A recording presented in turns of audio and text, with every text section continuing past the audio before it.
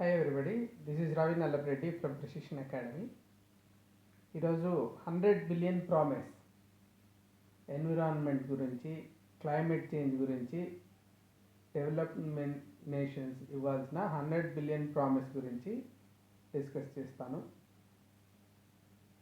Question ఏమంటే, in COP26 India, Brazil, China, south Africa demanded 100 billion climate finance support from developed nations.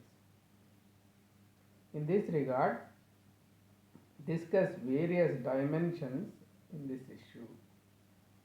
Or the question can be the broken 100 billion promise of climate finance and how to fix it. Discuss. COP 26లో భారతదేశము, Brazil, China, దక్షిణాఫ్రికా అభివృద్ధి చెందిన దేశాల నుంచి $100 billion వాతావరణ ఆర్థిక సహాయాన్ని కోరింది. ఈ విషయం సంబంధించి వివిధ కోణాలను చర్చించండి.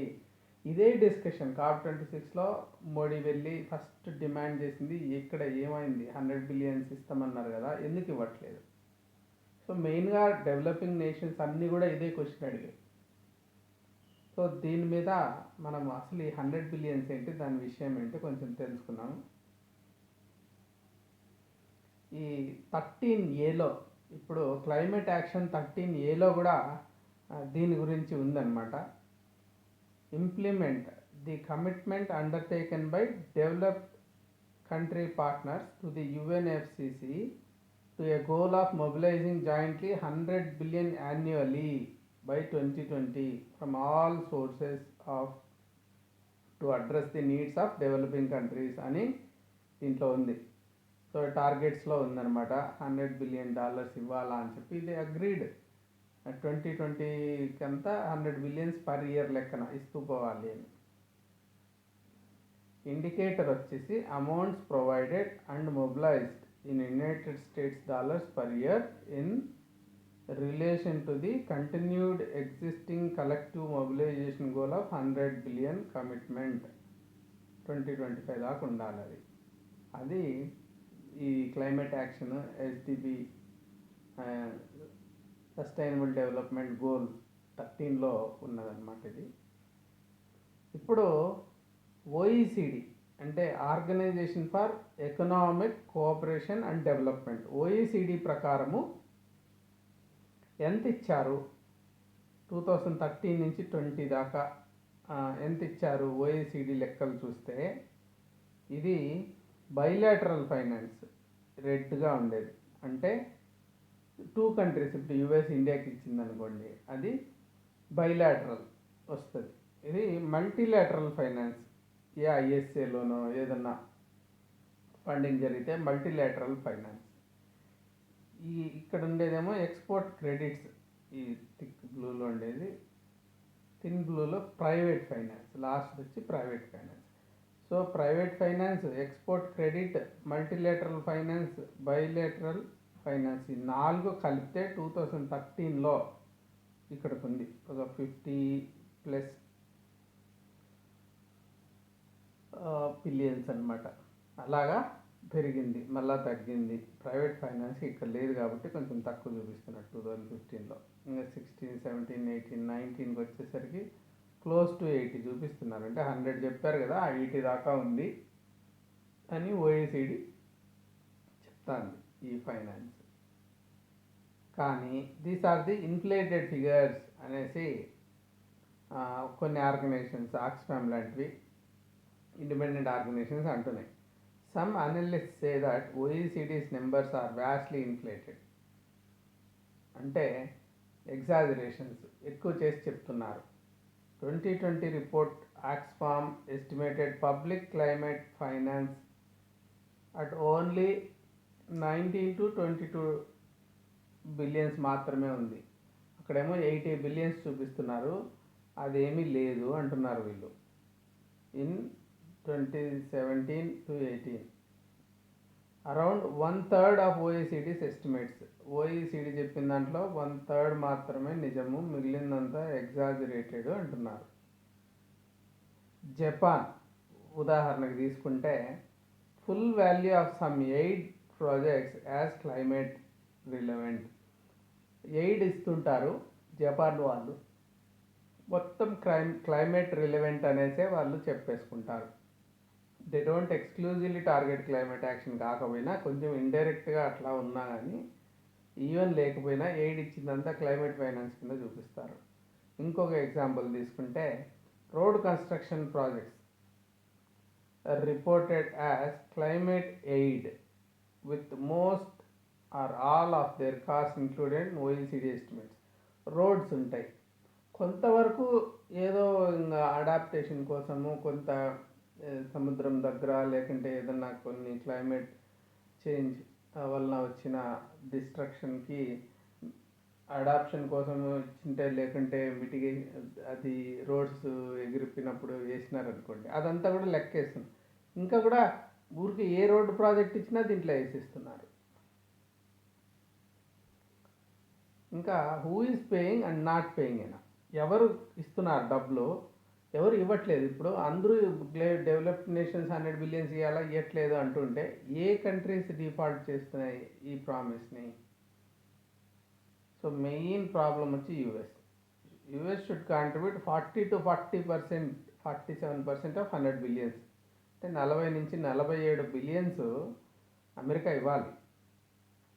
ఏ బేసిస్ మీద? Depending on whether the calculation takes into account wealth, అంటే ఆ దేశం యొక్క వెల్త్ ఎంత ఉంది అనే దాన్ని బట్టి, పాస్ట్ ఎమిషన్స్ ఎంత చేశారు ఇంతవరకు, పొల్యూటర్స్ షుడ్ పే అనే కాన్సెప్ట్ ఉంది కదా, అది ఆర్ పాపులేషన్, ఏ బేసిస్ తీసుకున్నా వాళ్ళు 40 to 47% ఇవ్వాలి. Average annual contribution only 7.6 billions ఉంది. అంటే వీళ్ళు పెద్దగా ఇవ్వాల్సిన దాంట్లో చాలా తక్కువ ఇస్తున్నారు US. So Australia, Canada, Greece ఇవి కూడా ఇవ్వాల్సినంత ఇవ్వట్లేదు. సో జపాన్, ఫ్రాన్స్ ఈ రెండు కొంచెం ఎక్కువ ఇస్తున్నాయి. On the other hand have transferred more than their fair share, although almost all of their funding came in the form of repayable loans, not grants. For example France renewable ఎనర్జీస్కి ఇస్తుంది, సోలార్కి మళ్ళీ వెనక్కి ఇచ్చేసేయాలి అట్లా. కానీ whatever be the case, Japan and France have transferred more than their share.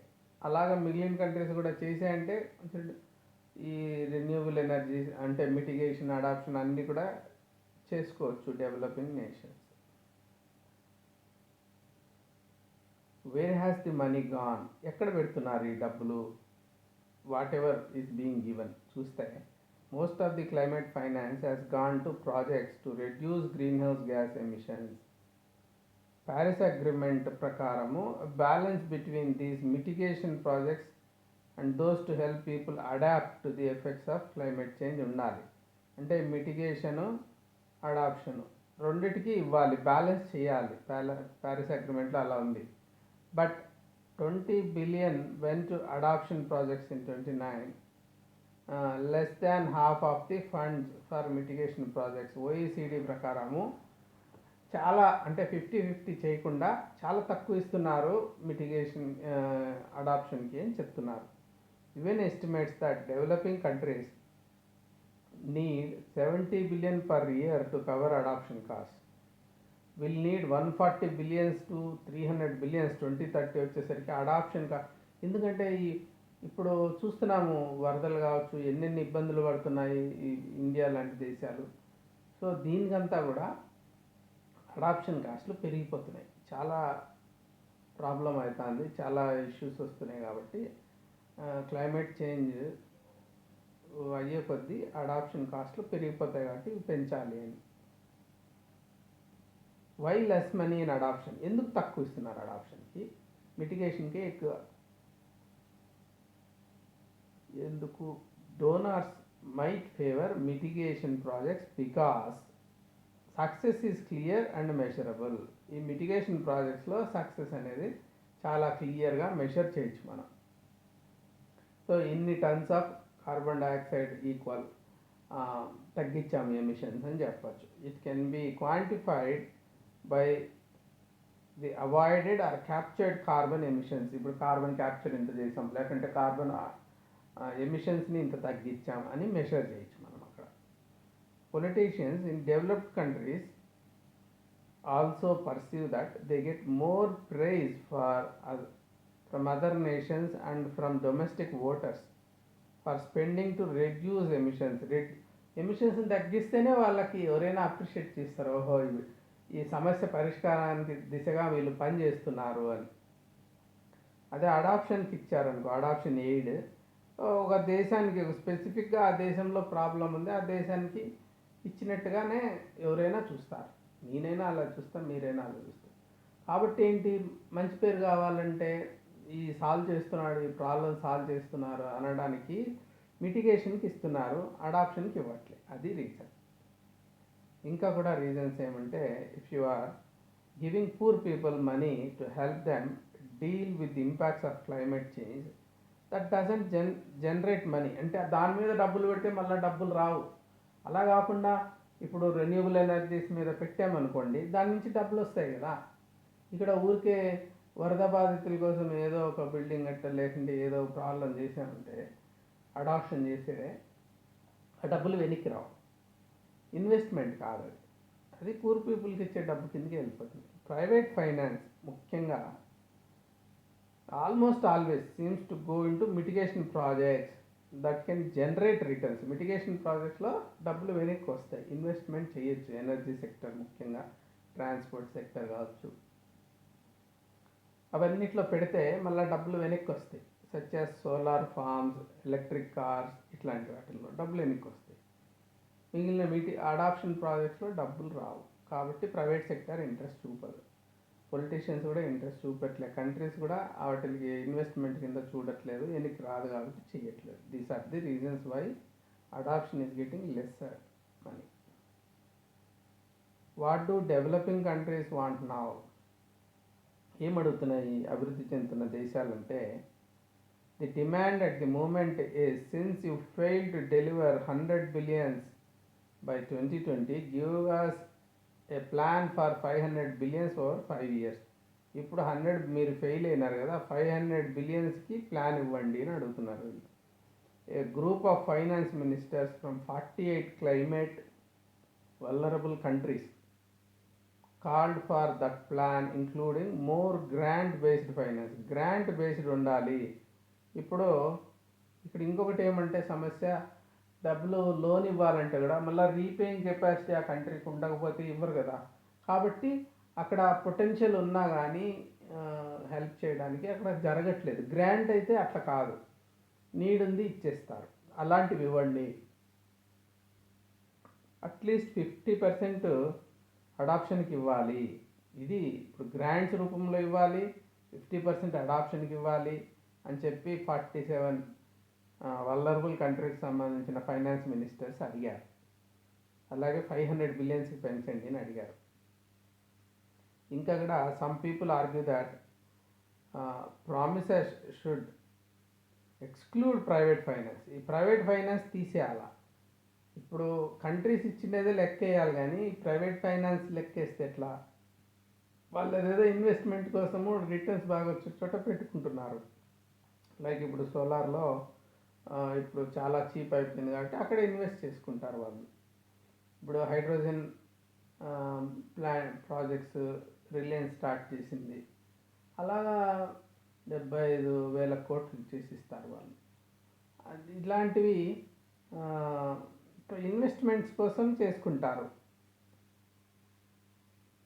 అదంతా లెక్కేయడానికి లేదు. Still the extra pledges should enable wealthy nations to reach 100 billion target by 2022. కనీసం 100 billion 22కి రావాలి అనేది వీళ్ళ కోరిక. Many countries also want extra finance for loss and damage. LMD కోసం కూడా ఎక్స్ట్రా ఫైనాన్స్ ఇవ్వండి. Help people experiencing irreversible climate related losses that cannot be adapted to. irreversible losses జరుగుతున్నాయి, దానికోసం కొంచెం ఎక్స్ట్రా ఇవ్వాలి. సో గ్లాస్గోలో Modi has said that as the world was increasing its commitment to cut greenhouse gases, rich countries should increase their contribution from 100 billions a year agreed to 1 trillion ఇవ్వాలి. So 2009లో agri అయ్యేటి లెక్కలకి తీసుకోకూడదు. ఇప్పుడు కొత్తగా 1 trillion commitment ఇస్తే అప్పుడు problem solve అవుతుందని మోడీ అన్నారు Glasgow మీట్లో. So let's see one quotation and then conclude. Paul Hawken ఏమంటారంటే, at present we are stealing the future, selling it in the present and calling it gross domestic product. This I conclude the session. మీరు subscribe చేయకుంటే ఇంతవరకు subscribe చేసుకొని bell symbol నొక్కండి. మీరు ఏమన్నా doubts ఉన్నా నాతో డిస్కస్ చేయాలన్నా 8101010185కి వాట్సాప్ చేయండి. Have a good day. Bye bye.